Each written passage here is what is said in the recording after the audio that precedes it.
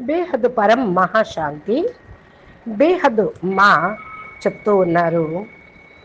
బేహద్ ఆత్మలను నేను పురుషార్థం చెయ్యండి అని చెప్తూ ఉన్నా. బేహద్ ఆత్మలకి చెప్తూ ఉన్నా, మిమ్మల్ని మీరు పరివర్తన చేసుకోండి. లేకపోతే అంతిమ సమయంలో లెక్కాచారాలు సమాప్తం కాకపోతే, కర్మల ఖాతాలు ఉంటే కర్మాతీత స్థితిని తయారు చేసుకోలేము, కర్మాతీతంగా కాలేము. మరలా దుఃఖము, బాధ అనేది పడాల్సి వస్తుంది. అంతిమంలో దుఃఖము అనుభవించాల్సి వస్తుంది. దుఃఖం అనుభవించటం అంటేనే బేహద్దు ఆత్మలు సహించను లేరు. అందుకే పిల్లలకి నేను వార్నింగ్ ఇస్తూ ఉన్నాను. అప్పుడప్పుడు సమయం సమాప్తి అయిపోవచ్చు. ఎప్పుడవుతుంది అనేది నేను చెప్పలేను, ఎందుకంటే జరిగేదే ఉన్నది.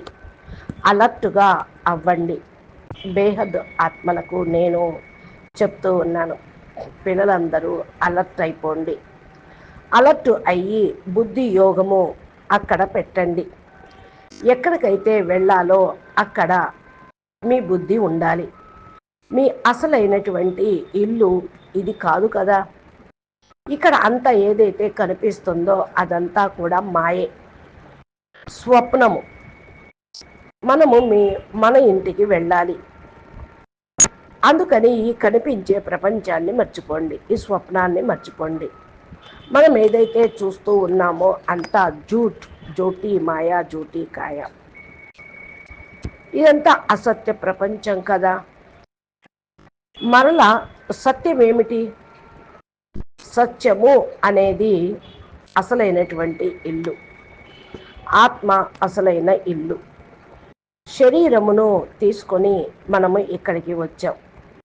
దాదాజీ దయ కృపతోటే మనకు లభించారు. ఈ శరీరము మరియు శరీరం తోటి మనకు జ్ఞానము లభించింది. అన్నిటికంటే గొప్ప విషయం ఏమిటి అంటే బేహద్కే బేహద్దు జ్ఞానం లభించటం, దాదాజీ లభించటం. సాకార రూపంలో తండ్రిని పొందటం అంటే ఇది సామాన్యమైన విషయం కాదు.